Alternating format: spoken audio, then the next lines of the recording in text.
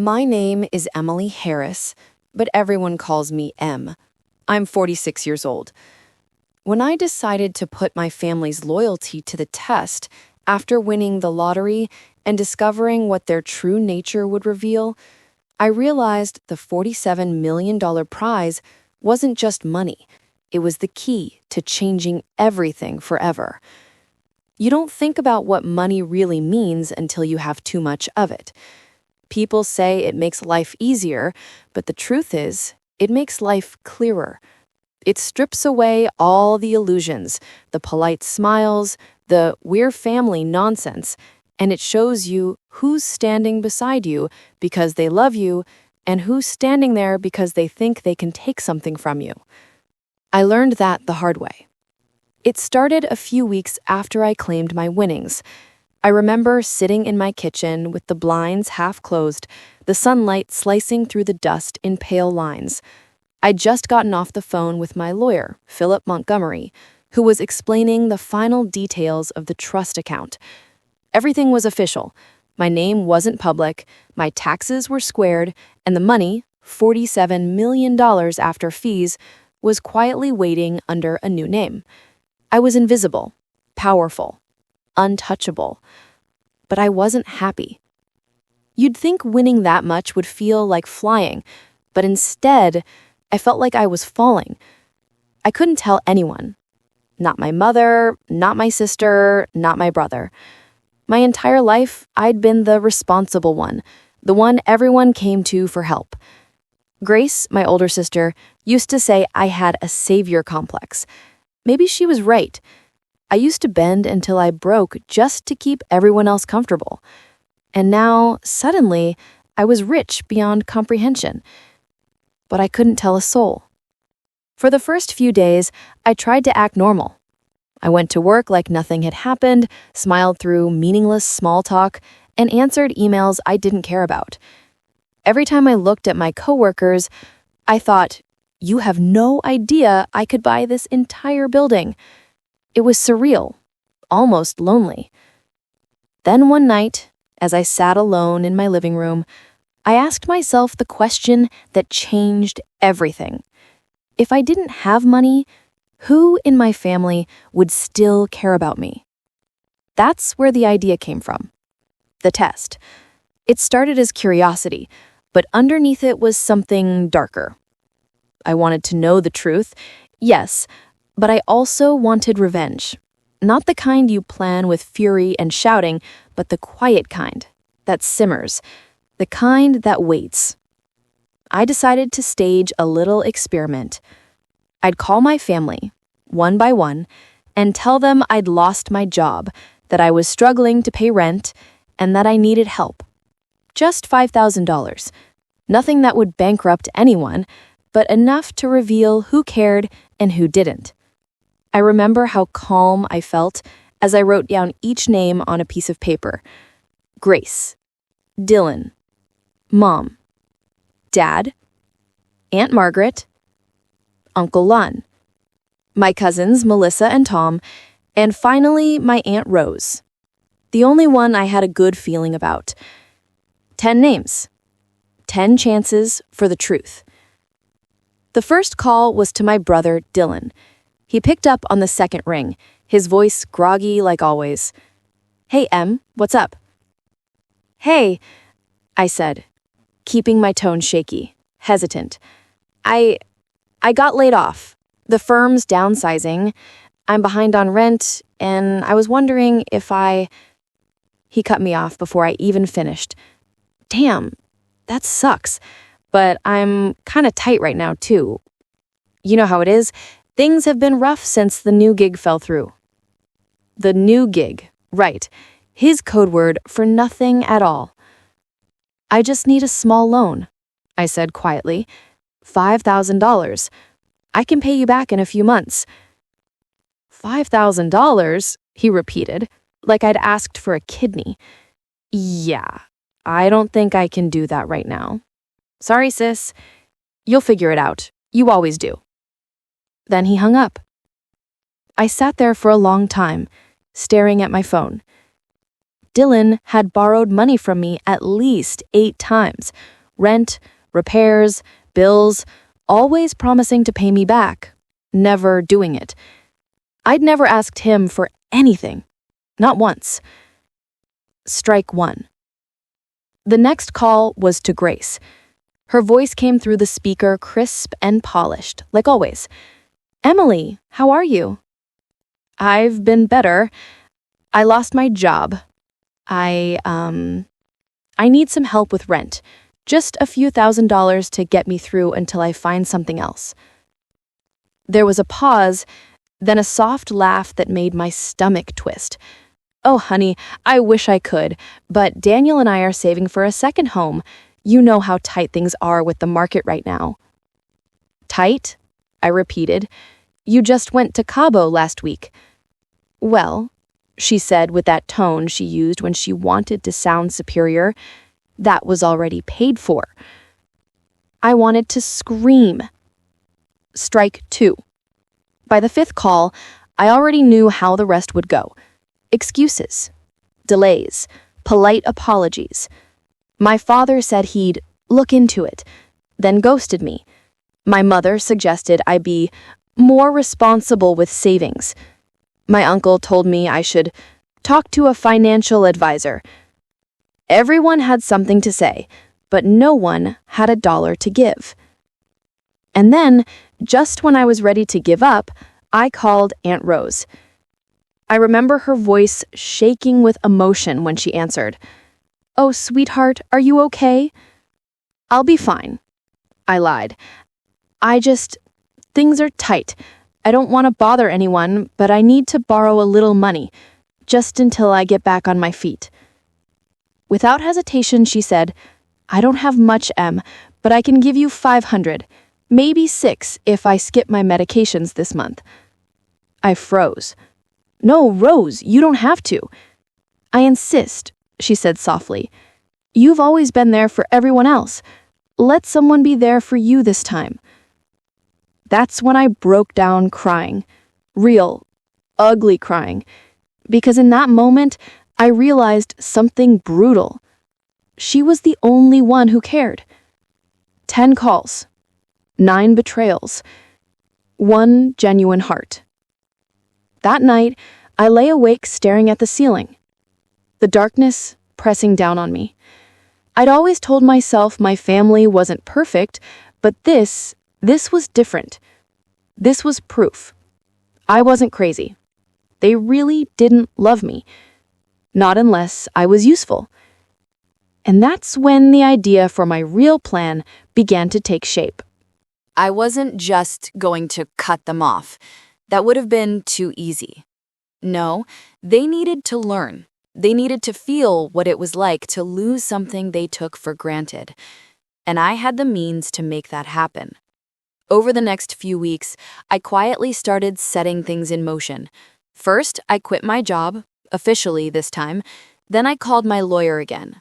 "Philip," I said, "I want to make a few philanthropic investments." He raised an eyebrow but didn't question it. I moved $2 million into a private foundation under Aunt Rose's name, the Rose Foundation for Senior Assistants. She didn't know it yet. I wanted to surprise her later. Then I began researching something else, something that would sting. See, my family had their own weak spots. Grace and her husband were leveraged to the hilt with their real estate investments. Dylan had a history of gambling. My father was behind on property taxes. I didn't have to destroy them. I just had to let life reveal them the same way they'd revealed themselves to me. I started small. Information. I learned everything about their finances, habits, and debts. When you're the family accountant for years, it's not hard to find receipts. And the more I learned, the colder I became. I know what you're thinking. That's cruel, Em. Maybe. But cruelty has context. I wasn't out to ruin them. I just wanted to watch them understand what real desperation felt like. Because here's the truth. When people betray you for free, they deserve to learn what it costs. And that was just the beginning. Would you have done it? Be honest, if your family showed you they didn't care about you, would you still protect them? Or would you let karma take its course? Because for me, karma wasn't fast enough. So I became karma. And they never saw me coming. I remember the exact moment my plan stopped being a thought and became a life. It was raining that afternoon, the kind of cold, steady rain that makes the city smell like wet pavement and regrets. I was on the 14th floor of a bank tower, one of the many anonymous meetings Philip set up for me, watching people hurry by with umbrellas, feeling like I was inside a snow globe, removed from their panicked little worlds. I'd moved money into accounts that couldn't be traced to me, created shell entities with real business-sounding names, and quietly started buying influence the way other people bought groceries. Not because I wanted to hurt them for sport, but because wounds teach lessons in ways lectures never do. First, I wanted to secure Aunt Rose. She had been the only warm thing left in a house full of paper-thin promises. The Rose Foundation started as a line in a financial spreadsheet and became my favorite secret. I funneled funds legally, worked with reputable firms, and created scholarships and small grants that would go to elderly neighbors and struggling retirees. I set up the foundation so that benefits could be distributed without attracting attention to who'd funded it. That felt right. Quiet justice. Then I turned my attention to the others. I won't pretend there wasn't a delicious part of me that wanted more theatrical payback. But the plan was deliberate because I'd learned over the years that small, precise cuts hurt more than a single dramatic slash. I was going to mirror back to each of them the exact way they'd treated me, scaled to fit their sins. Grace's life was a glossy magazine spread built on leverage. Open houses, staged photos, "We're just getting started" captions with her husband Daniel's name attached like a seal. They loved the illusion of affluence more than the reality. My angle with them was simple: pressured the thing that mattered most: status. I started by funneling anonymous tips and concerned neighbor complaints to the condo board about minor code violations at one of their investment properties. Plumbing, noise, a tiny leak here and there that looked like neglect when the inspectors came. I didn't break in, I didn't forge documents. I nudged the system with the kind of persistent, bureaucratic annoyance that eats at reputations. Grace thought it was bad timing. She blamed construction, bad managers, bad luck. But then the bank called Daniel's office. Routine stuff. They needed updated appraisals and insurance paperwork. Daniel suggested they defer maintenance to save cash. A cascade began. Contractors found more problems when they inspected. Costs rose. We all rationalize, don't we? It's temporary, they'd say. And then temporary becomes the new baseline for catastrophe. Every time I saw Grace on social media trying to stage a perfect brunch shot, I felt a little sting of something like pity. I didn't want to demolish her, just to peel the lacquer and show the wood. When the loans on their second property hit a snag because of newly discovered violations, their calm facade cracked into terse phone calls and tense dinners. The friends who used to casually invite them to weekend getaways started to ask awkward questions about other commitments. I could hear the shift in her voice when she called me once. She sounded smaller. That was the point. Dylan was raw. He'd always been able to charm his way through everything, until charm met reality. I'd watched him gamble with other people's kindness like it was a game with infinite credits. He'd borrowed, lost, and borrowed again. For him, I chose pressure that felt like a clock running out. I started making sure the helpers who'd float him the occasional loan started asking for small favors in return. A few of the people he depended on began to tighten the screws, wanting answers, asking for payback, making him face consequences he'd always managed to dodge. I left a few anonymous letters in his mailbox, nothing threatening, just reminders from concerned associates about unpaid debts and potential legal follow-up. It was a small avalanche, but avalanches eventually bury things. My father, Victor, was the hardest. He liked to talk about legacy and pride, but was perpetually 2 steps behind property taxes and paperwork. He grumbled about the bank and those notices, but did nothing until the letters turned into formal notices. I arranged for a discreet reassessment of one of his rental units. Nothing illegal, just bureaucratic pressure that upped his taxes and pride at his complacency. People who build safety nets from other people's money end up discovering how thin their threads are when the wind changes. All of this felt surgical, clean in a way that soothed something inside me, but any plan that seems impossibly tidy in the note-taking phase meets the messiness of real life. My first close call came when Grace nearly discovered my involvement with a contractor. She walked into a meeting I had set with a contractor to inspect a property, and for a heartbeat, our eyes locked. She squinted, the prying doubt of bloodletting relatives flashing across her face. And then she smiled like a shark. She introduced herself. "Grace," she said, with that dismissive little tilt she used to belittle me as M, the bookkeeper. The contractor recognized her name and immediately pivoted, apologizing and promising to email a new schedule. My chest hammered. I left the meeting pretending I needed to take a call, my heart performing a tap dance under my ribs. If Grace had shown the tiniest bit of curiosity, if she had asked the contractor anything about who commissioned the inspection, I would have had to pivot, and I didn't have a pivot for exposure. Another close call was more personal. Philip, my lawyer, had been a fortress of discretion, but even fortresses leak if you rewire them too fast. He asked questions, reasonable ones, about the flow of funds into the foundation. Where does the seed money come from? He'd ask over black coffee, eyes steady. Each time I answered, I felt like a trapeze artist trusting the nets below. I told him stories about a distant benefactor who'd requested anonymity. He nodded, took notes, and asked me, in that way only lawyers do, whether I wanted to put any mechanisms in place to protect against disgruntled heirs. We both knew what that meant. Greed creates heirs. The emotional part of my revenge was never about breaking them into pieces. It was about teaching.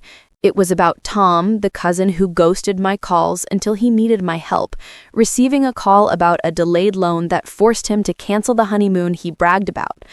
It was about my mother, Elaine, getting a notarized letter from a debt collector. Turns out the old house she rented had something in the records the landlord hadn't disclosed, and it was catching up with her. I made sure the notices were framed with a bureaucratic coldness that left no room for sentiment. I wanted them to feel the sting of waking up under someone else's terms. But there were things I didn't anticipate.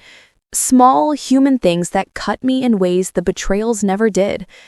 Aunt Rose started sending me notes of thanks for an anonymous gift the foundation awarded to a senior center in her neighborhood. She'd found out, somehow, and thought a mysterious benefactor had helped her. I wanted to tell her the truth so badly my teeth ached. Instead, I read her handwriting over and over, memorizing the loop in her R and the way she pressed down hard on the paper. She was the person I deserved to tell first, not the last. Keeping it from her felt like petty cruelty, and I hated myself for it. But I also knew that revealing everything too early would unravel the lessons I wanted them to learn. There were nights when my conscience and my ambition wrestled in the dark. I kept asking myself if each action had meaning beyond retribution. Was I meddling for justice or for the sweet taste of power? The answer was always messy. Sometimes I wanted them crushed, and sometimes I wanted them humbled into kindness. I told myself that humiliation could be a teacher if it left room for redemption. If someone used me, why not use their unraveling to build something better? It's a convenient moral for a woman with an entire clandestine ledger of justifications. As the months passed, the pattern tightened. Grace's veneer got hairline cracks that became visible to bank managers and social circles. Dylan's luck ran out in ways that made him take stock. My father finally learned the true cost of deferring responsibility. People started calling each other, whispering the way small towns whisper when something breaks. Did you hear about the Carters? Is Daniel okay? The family dinners that used to be arenas of polite performance turned into stilted interrogations and apologies that tasted of desperation. Then the first true escalation happened, one I hadn't planned and couldn't entirely control. My brother, in a moment of panic, took a desperate, stupid gamble that landed him in trouble. He showed up at my door one evening, eyes red, clothes rumpled, and hands trembling, saying he had nowhere else to go. He was ashamed, and I saw the boy I'd once comforted in the grocery store parking lot at midnight when his car broke down. Everything inside me wanted to take him in, to feed him, to fix whatever wound had opened. But this was the test I'd designed. If I took him in, everything would be set right for him, and the lesson for him and for the rest would be gone. So I did something I hated. I gave him a list of resources, contacts at rehab programs, a recommendation for a short-term bed at a clinic, but I refused to give him money. My throat closed as he left, clutching the paper like a small flag. Watching him walk away, I felt like a monster. This is the price of a plan. You must sometimes hurt people you love to enforce learning. That night, I cried until my pillow was wet and the rain had stopped tapping on my windows. But the plan worked in ways I hadn't expected. The pressure, the small collapses, the public whispers, those things forced conversations none of them wanted to have. Grace and Daniel argued in a way that exposed their priorities, and Daniel finally admitted to a lender their leverage was unsustainable. Dylan checked into a program, not because he wanted to, but because the only other option was ruin. My father sat with a financial counselor, and for the first time in decades, wrote down a budget. None of that excuses their earlier cruelty, but it did create the possibility of repair. And then it happened, the moment I'd been both waiting for and dreading. I received an invitation in the mail to a family brunch. It was casual in tone. "Let's catch up, Em." But underneath the cursive was a nervousness I could read like a bruise. They were fishing. They didn't know what, but they had started to suspect something. The invitation was a test of its own. Would I go? Would I reveal? Or would I let them continue to flounder under their new weight? I almost burned the envelope. I wanted to stage the grand reveal, the slow removal of my mask in a crowded room where everyone would see their reflection for what it was. But I remembered Aunt Rose's letters and the weight of small mercies. I wanted their lessons to land without spectacle. I wanted them to feel the quiet consequences of their choices, not the humiliation of a public takedown. So I sent a text. "Can't make brunch. Busy with Rose's foundation work. Say hi to everyone for me." It was the truth in a way. My life had indeed become the foundation, and the secrecy had become my constant companion. They didn't know yet that the biggest shift had already happened. The Rose Foundation had quietly funded renovations at the senior center where Aunt Rose volunteered, paid off medical bills for 3 elderly neighbors, and provided emergency grants that would keep someone insured this winter. Word traveled, not to Grace first, but to the people who mattered. The ripple of good felt like a balm under my skin. There was one last obstacle left to consider, the moment of reveal.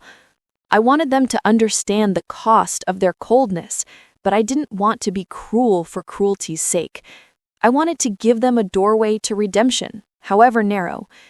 The question that kept me awake at night was simple and terrifying. Could I forgive them if they showed up and tried to be better?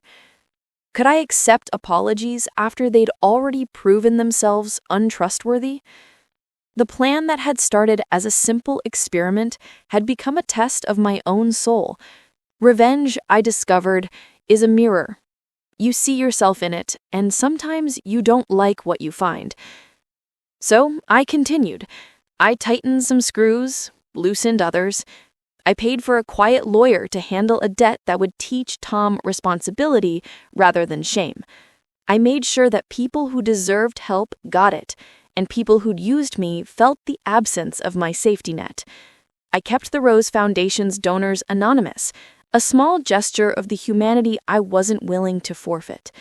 Each move was measured, deliberate, and the tension built like a contained pressure cooker. I was deep in the middle of the thing now, and there was no turning back. The family's small world had shifted on its axis, and we were all learning to orbit a new center. Would they break, rebuild, or break each other? The next part would decide that. Things accelerated in ways I hadn't scripted. Little dominoes I'd nudged began to fall into larger, messier piles. Grace and Daniel's second mortgage went from a quiet strain to a headline in our small neighborhood forum after a tenant posted photos of a leak that had ruined her possessions. A leak that, in the end, had been the same one the condo board was already asking about. The thread filled with comments, and suddenly the illusion Grace curated for brunch photos had a visible crack that strangers could point to. She called me that night, voice tight, trying to find the old cadence that made our conversations safe. I don't know what to do. Daniel's on the phone with the bank all day. People are talking." Her breath hitched. "Do you have any advice?" I could have told her everything. I could have said, "You should have helped me when I needed $5,000. I could have loved the moment like a spectator of a stage collapse. Instead, I said, "Get an independent inspector. Document everything. Be honest with your buyers." I taught her how to be accountable because I didn't want to watch her drown. I wanted her to learn how not to. Dylan's spiral became public in the kind of way that leaves a stain. He was arrested for a credit card fraud scheme he thought he could finesse, small time, but public enough for the family group chat to explode with opinions and moralizing emojis. Mom and Dad sent messages at first, the kind that pretended to be concerned and landed like accusations. "We always tried to help. Maybe you should have listened." Read another. He spent 3 days in a cell and then came to me, humiliated and raw. "Please," he said, eyes hollowed. "I don't know who." I'd rehearsed this moment in my head 1,000 times and never once liked the rehearsal. When he reached for my hand, asking in that wordless way the boy you raise asks, something inside me softened. I did not hand him cash. I handed him a contract, a program, an intake application, a prepaid bed at a clinic I'd negotiated without his name attached. It was cruel in half the ways that matter, and merciful in the other half. "You have to want it," I told him. He did, eventually. That's what mattered. The family began to press back. Rumors of an anonymous benefactor were swirling through Aunt Rose's volunteer circle, and someone in our extended family hired a private investigator to track down the person who'd quietly paid off medical bills and rent for several elderly neighbors. The investigator called me once, no more than a curious inquiry from a man who thought he'd found a thread. "We get a lot of calls like this," he said. "People assume it's family, someone with lingering guilt. If I told you what I suspected, would you be surprised?" He liked to make it conversational so people revealed more than they intended. I did not give him a name. I let him spend his days following cold leads, interviewing Aunt Rose's neighbors, pulling public records until his eyes crossed. It felt petty and powerful. I'd always imagined rich people were like gods, untouchable. What I learned was that they could be invisible in ways that made them kinder.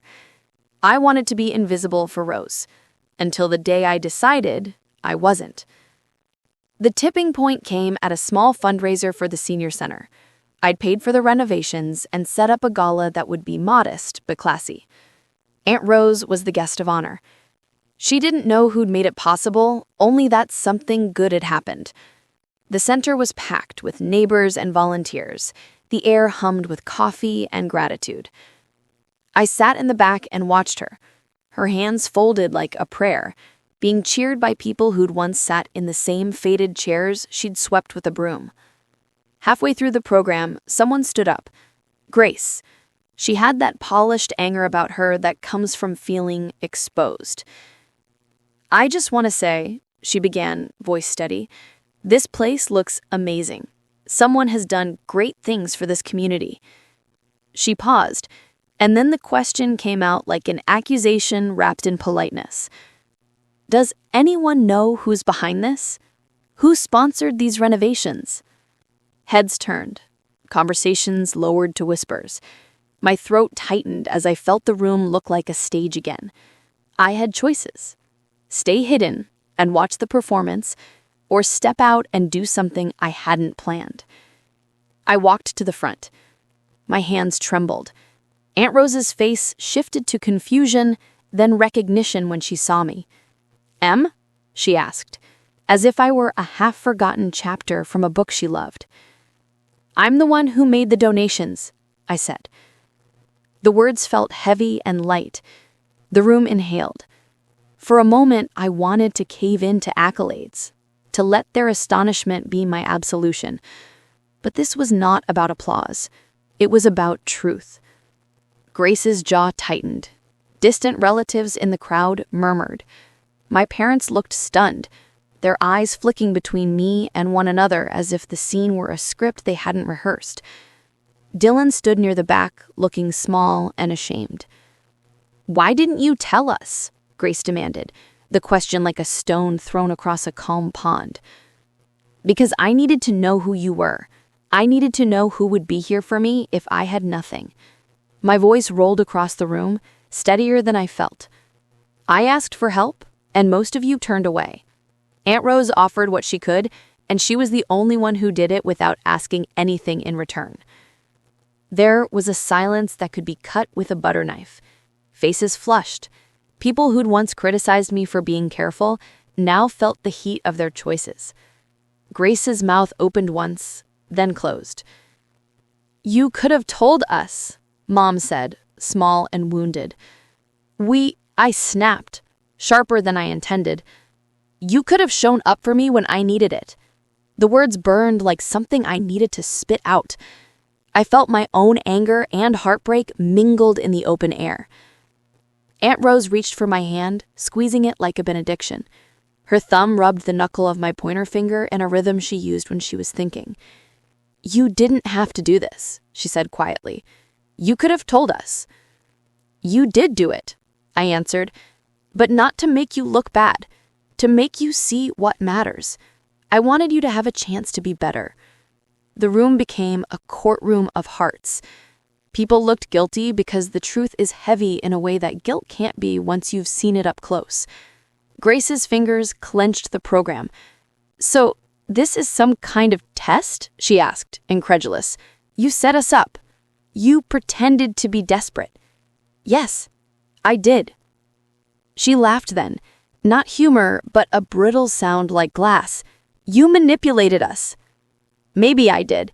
But every time I gave you money, you kept taking without asking the hard questions. You owe people more than you realize, Grace. You owe them honesty. You owe me that too. There were murmurs, defensive at first, then slowly softening. Some people watched me like a stranger they'd misjudged. Others looked like they were calculating how they'd been wronged. I wanted to reach out, to smooth the anger away. I wanted to say, I'm not proud. I'm just tired of being invisible when I mattered. After the program, people drifted away in small clusters. Some approached me with tentative gratitude. A few family members avoided my gaze. Grace pulled me aside in the back stairwell, the fluorescent lights humming overhead. You could have told me, she said again, calmer now, a brittle apology in her voice. We could have helped you. I'm sorry. I asked, I said softly. You said you were saving for a house. Grace's eyes filled. I know. I should have been there for you. She paused, searching my face for a sign of the old Em who would forgive and bail them out, who would pick up the pieces. Can we Can we start over? Start over. It's a phrase laced with hope and danger.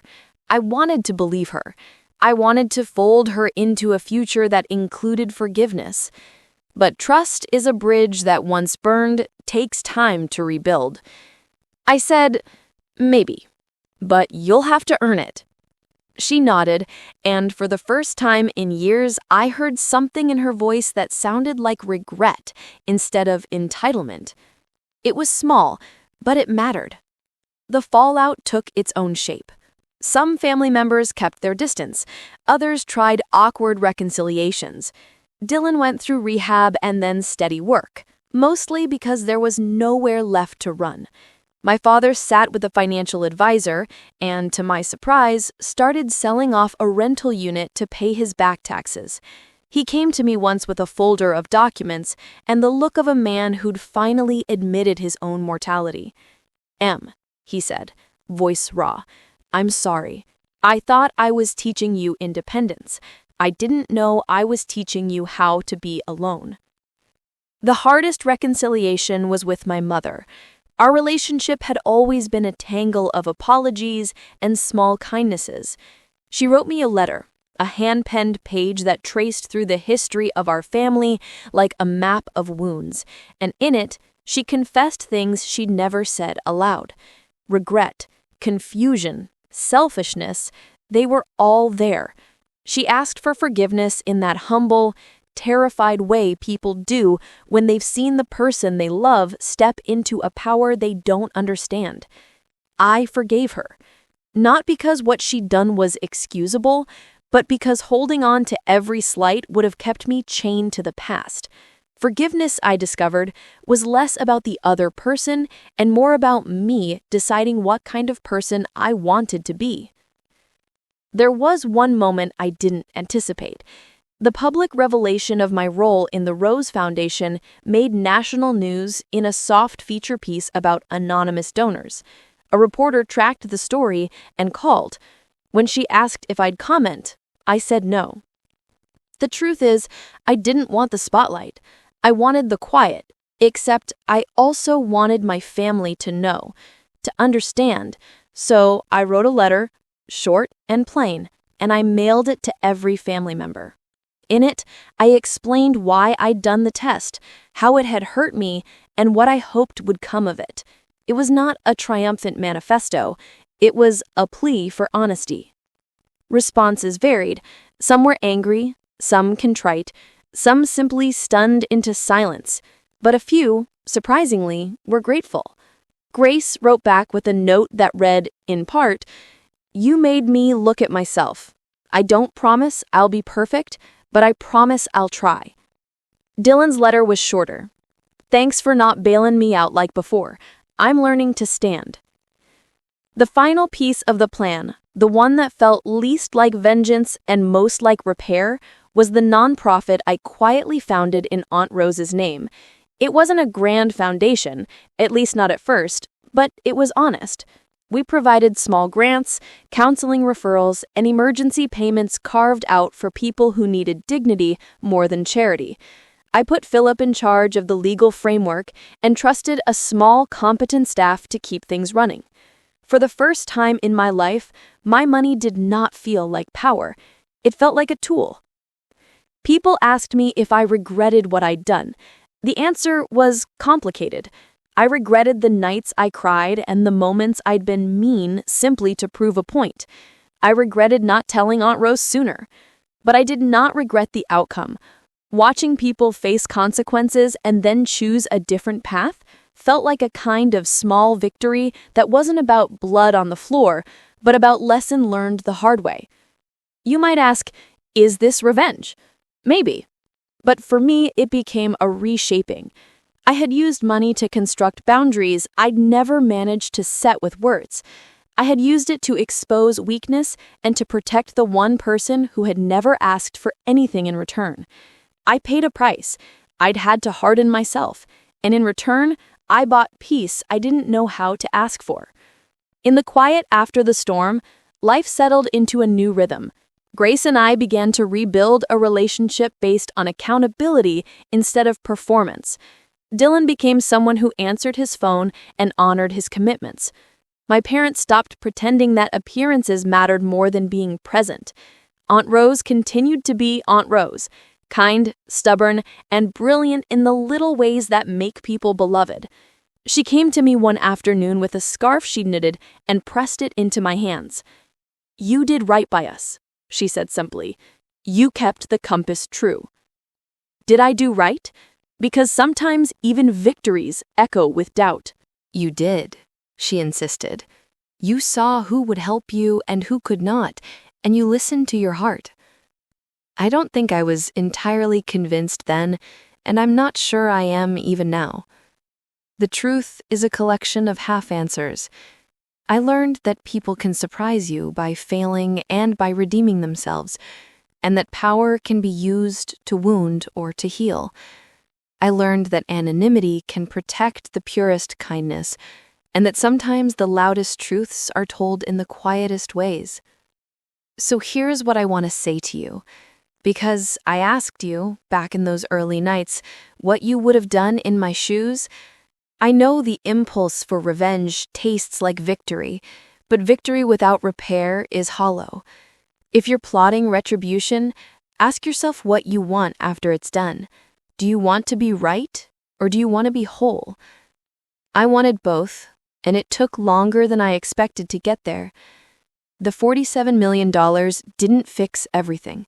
It didn't buy back time or guarantee loyalty, but it did give me a choice.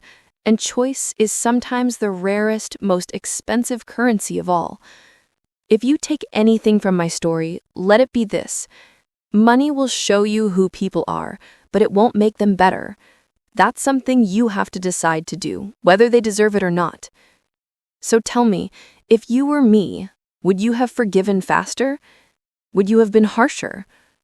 Be honest, because the answer tells you what you value most: justice, redemption, or the quiet thrill of being right. For me, I chose something in between. I chose to use my money to heal where I could, to teach where I had to, and to keep one golden person, Aunt Rose, safe from a world that often looks the other way. And in the end, that felt like enough. The weeks after the reveal felt like walking through glass.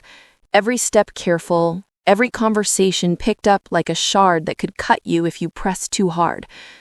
People who had once assumed I would always be there now treated me as if I were fragile or dangerous, depending on how guilty they felt.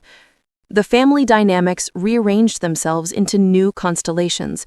Some moved closer, humbled. Others drifted away with their pride intact. It was messy and humane, and exactly the thing I'd hoped might happen. People changing, slowly, because they had to, not because I told them to. Aunt Rose became a quiet North Star. She never wanted the spotlight, but she handled it with a grace that made me want to be better simply by association. She took phone calls from reporters, deflected praise, and reminded me, more than once, that generosity carried its own burden. "You don't have to tell everyone your reasons," she'd say, adjusting her glasses. "Just keep doing the work." Her simplicity was a kind of sermon that resonated in a way no one else's words did. Grace came around, the way bad weather eventually clears. She started volunteering at the senior center, not because I asked, but because she'd seen the damage a facade can do.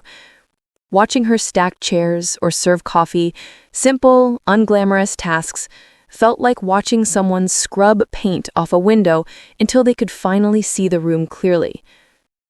We had hard conversations, the kind where you don't try to dress anything up. She said things I wanted to argue with and things I wanted to hug her for. There was grief there. For the years she'd been blind to my boundaries, for the times she'd judged instead of listened. She asked, clumsily, if I could trust her again. I told her trust had to be rebuilt, brick by slow brick. She agreed to the work, and she did it. Dylan's recovery was uneven. He did the work, the meetings, the therapy, the awkward apologies to people he'd wronged. Sometimes he called at 3 a.m. with panic in his voice. Sometimes he'd show up with coffee and a sheepish grin, as if the boy he'd been and the man he wanted to become were in constant negotiation. I learned to set limits with compassion. I would help when it mattered, housing, counseling, structure, but I refused to be the safety net that prevented learning. That balance was painful to hold, but it felt honest. Not everyone changed. There were relatives who never acknowledged that they'd shifted. Their messages remained thinly veiled requests for favors or vague congratulations that tasted like obligation. They existed on another axis, and I let them. Part of what I'd bought with that money was the right to decide who I allowed into my orbit. It felt indulgent and necessary in equal measure.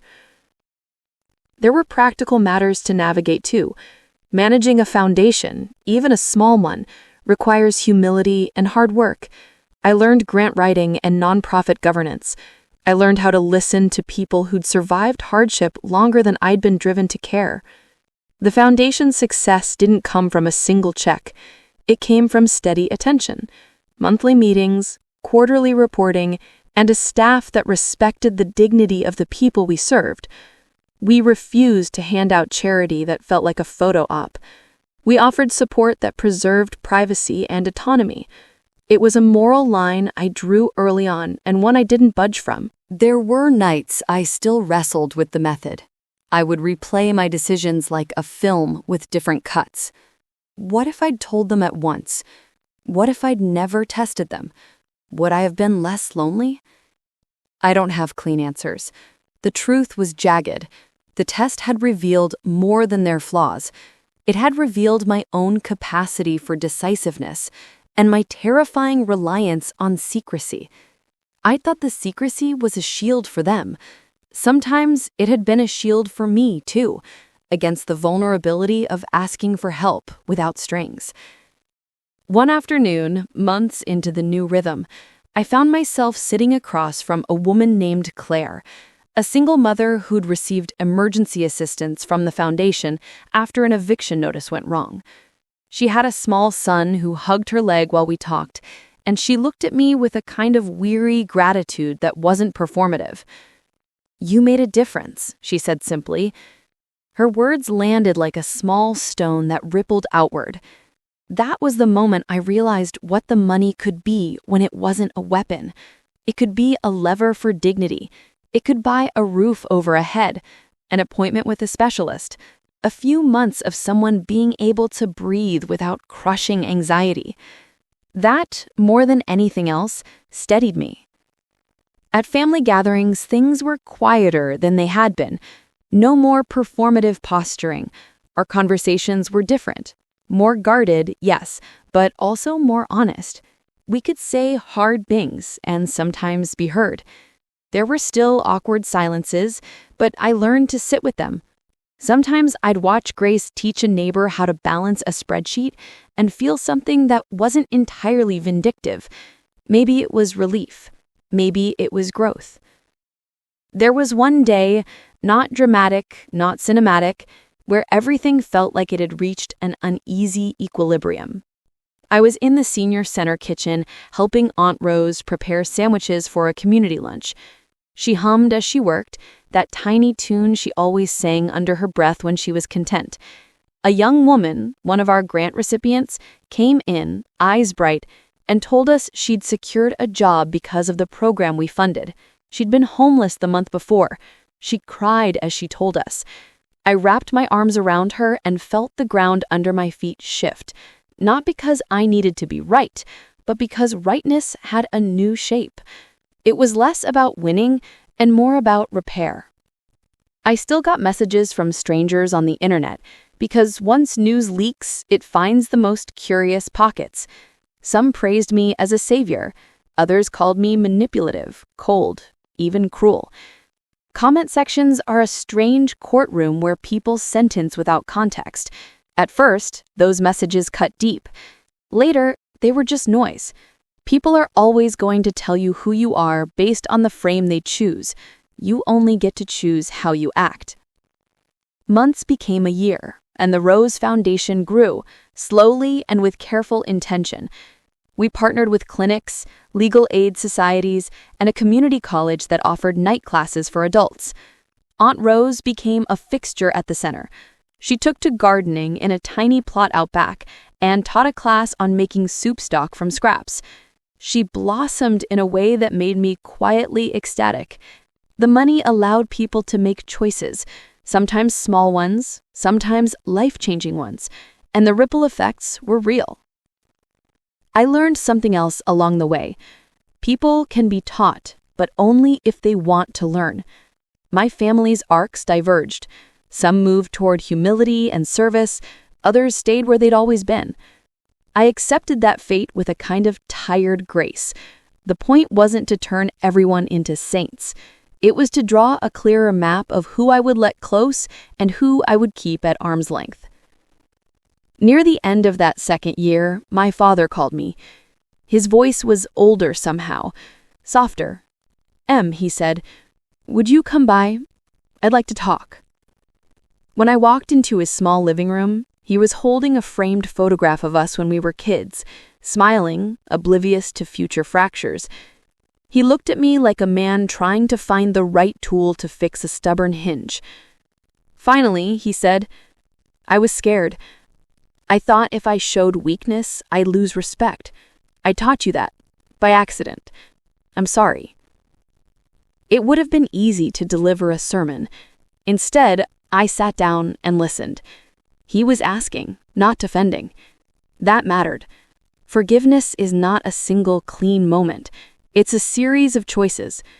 I told him I was grateful and that I wanted to see real change. He promised to try, and for once his promise felt like something he might keep. If there's a truth I've come to hold, it's this. Money opens doors, but it's humility that lets people walk through them. The $47 million bought me privacy and leverage and the ability to make real changes. The real work came afterwards.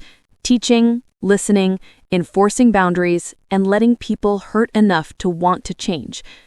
It was a painful curriculum, but it worked in ways nothing else had. Sometimes, late at night, I still replay the experiment and wonder if it was worth the cost.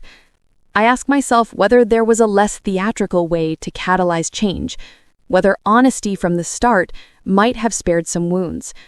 I don't have a definitive answer.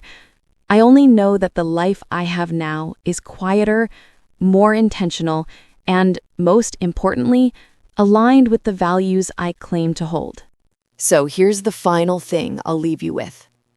Tests reveal, but they also demand courage, from the person administering them and from those being tested.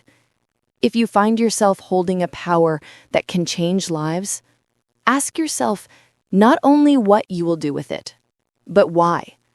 What do you want at the end? Forgiveness, redemption, closure? Be honest, because your answer will write the next chapter of your life.